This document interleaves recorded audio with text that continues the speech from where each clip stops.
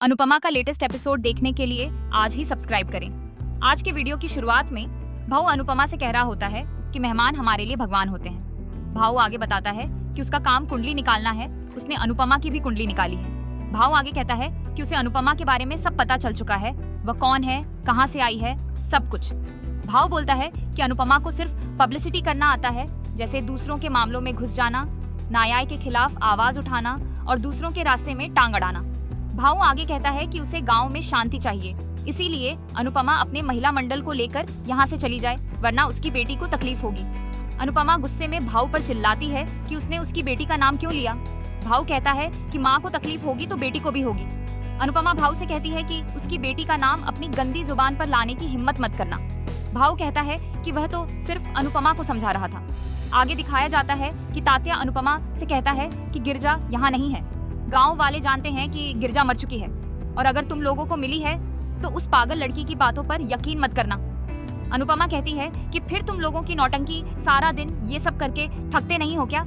देविका कहती है कि इस नाटक से तो वो 2 दिन में ही बोर हो गई हैं, पता नहीं गांव वाले कैसे झेल रहे हैं। अनुपमा आगे कहती है कि उसे अच्छे से पता है कि गिरजा भाऊ के पास है और अगर वह उस मासूम बच्ची का मुंह बंद करवा कर बचना चाहता है तो इस गलतफहमी में न रहे, वह भाऊ का असली चेहरा सबके सामने लाएगी। अनुपमा भाऊ से कहती है कि दशहरा आ रहा है और उसे पता है कि दशहरे का मतलब क्या होता है। भाऊ चौंक जाता है। अनुपमा और देविका वहां से चली जाती हैं। भाऊ तात्या पर चिल्लाता है और पूछता है कि सरिता उस लड़की को लेकर आ रही है ना।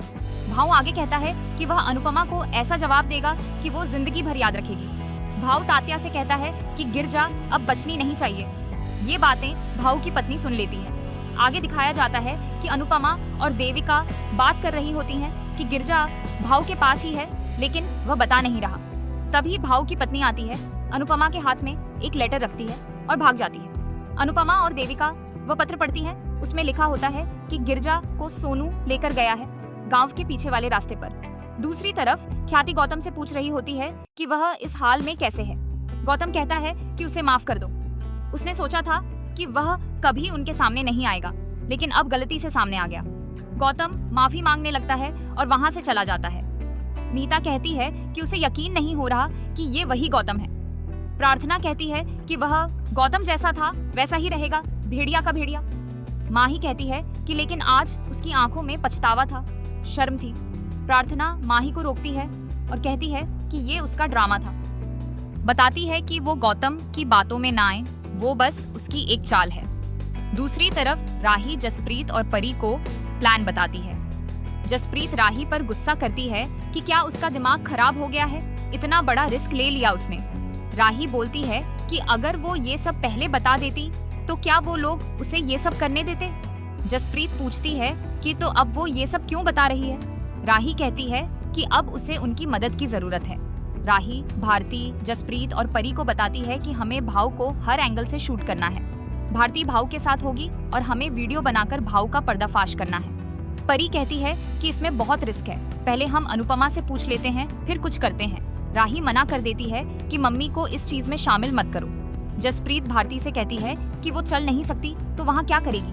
भारती कहती है कि राही ने उसे चाकू दिया है सुरक्षा के लिए। जसप्रीत पूछती है कि ये चाकू क्या करेगा। राही जसप्रीत और परी से कहती है कि अगर तुम्हें मेरा साथ देना है तो दो, वरना डराओ मत। राही बताती है कि वहाँ भारती अकेली नहीं होगी, हम सब चुपके से भाव पर नजर रखेंगे।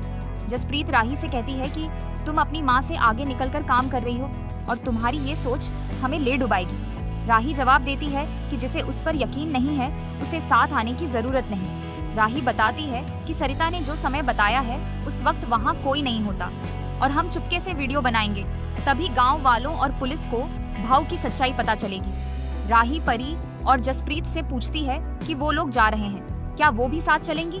दूसरी तरफ तोशु बापूजी को सूप दे रहा होता है और बताता है कि ये प्रेम ने उनके लिए बनाया है। बापूजी खाने के बारे में पूछते हैं कि खाने में कुछ नहीं है क्या। तोशु कहता है कि उसे भूख लगी थी तो उसने खा लिया।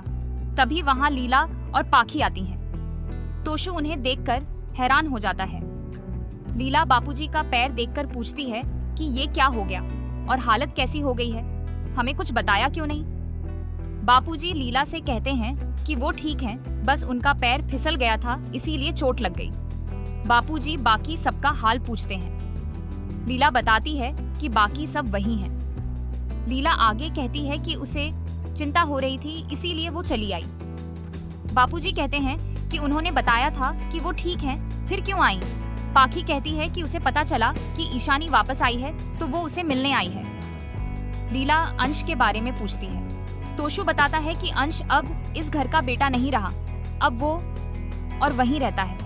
तोशु कहता है कि वो जमाई बनने के बाद अब घर जमाई बनने की तैयारी कर रहा है। तोशु आगे बताता है कि अंश ने अपने ससुर की कंपनी ज्वाइन कर ली है। तभी वहाँ प्रेम आता है और कहता है कि एक बेटा वहाँ काम कर रहा है और एक बेटा यहाँ। लीला कहती है कि कुछ दिन हम बाहर क्या गए, तुम लोगों ने तो जगह ही बदल दी। पाखी ईशानी के बारे में पूछती है। प्रेम बताता है कि ईशानी कोर्स छोड़कर आई है। पाखी हैरान हो जाती है।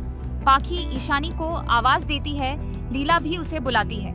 आगे दिखाया जाता है कि देविका और अनुपमा जंगल से जा रही होती हैं। देविका कहती है कि बहुत अजीब जगह है, पहले वो भाऊ, फिर सोनू, फिर उसके गुंडे, उसे बहुत डर लग रहा है। अनुपमा कहती है कि डर को हराना होगा।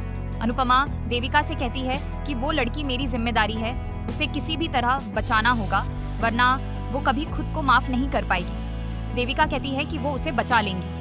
अनुपमा और देविका वहाँ एक घर देखती हैं। अनुपमा बताती है कि शायद वो लोग यहीं होंगे। दूसरी तरफ भाऊ और भारती अंदर होते हैं। राही, जसप्रीत और सरिता बाहर खड़ी होती हैं और प्लानिंग कर रही होती हैं। राही जसप्रीत से कहती है कि एक साइड से वो शूट करेगी और दूसरी तरफ से तुम। राही और जसप्रीत अंदर जाने लगती हैं। दूसरी तरफ अनुपमा और देविका धीरे धीरे आगे बढ़ती हैं। अनुपमा को जंगल से कुल्हाड़ी मिलती है और देविका डंडा उठा लेती है और वो अंदर जाने लगती है। दूसरी तरफ शाह हाउस में लीला ईशानी को बुलाती है और ईशानी वहां आती है और कहती है कि वो लोग क्यों चिल्ला रहे हैं। ईशानी बताती है कि वो हेडफोन लगाकर मेडिटेशन कर रही थी। पाखी ईशानी पर गुस्सा करती है कि किससे पूछकर वो कोर्स छोड़कर यहाँ आई है। ईशानी प्रेम की तरफ देखने लगती है। लीला कहती है कि हम अहमदाबाद के शाह हैं, हिंदुस्तान के शहंशाह नहीं जो ऐसे पैसे जाया करेंगे। लीला ईशानी से कहती है कि जैसे आई हो वैसे ही वापस चली जाओ और पूरा कोर्स करके ही लौटना। पाखी भी लीला की बात से सहमत होती है। ईशानी मना कर देती है कि वो कहीं नहीं जाएगी, उसे वहाँ अच्छा नहीं लगता और अगर यहाँ किसी ने उस पर जबरदस्ती की तो वो घर छोड़ देगी। लीला पाखी से कहती है कि अपनी लाडली को समझा दे, वरना कान के नीचे सितार बजा दूंगी। दूसरी तरफ जसप्रीत राही से कह रही होती है कि कहीं भाऊ भारती के साथ कुछ न कर दे। राही जसप्रीत को चुप करवाती है और कहती है कि वो यहाँ है ना। राही कहती है कि उसे दूसरी जगह से शूट करना है। राही और जसप्रीत सीढ़ी लगाती हैं और राही उस पर चढ़कर शूट करने लगती है। दूसरी तरफ देविका और अनुपमा धीरे धीरे उस घर के पास पहुंचती हैं और देखती हैं कि वहां ताला लगा है। अनुपमा और देविका दूसरी तरफ जाने लगती हैं। उन्हें एक खिड़की दिखती है, वो वहां से अंदर जाने लगती हैं, लेकिन अनुपमा के हाथ में चोट लग जाती है और यहीं आज का एपिसोड खत्म हो जाता है। अगले एपिसोड में भाऊ भारती के साथ बदतमीजी करता है। राही चुपचाप वीडियो बना रही होती है। दूसरी तरफ सोनू गिरजा को खाई से फेंक रहा होता है। तभी अनुपमा आती है और कहती है गिरजा को छोड़ दो। अनुपमा सोनू को पकड़ लेती है। देविका गिरजा की मदद करती है। दूसरी तरफ भाऊ के आदमी राही को पकड़ लेते हैं।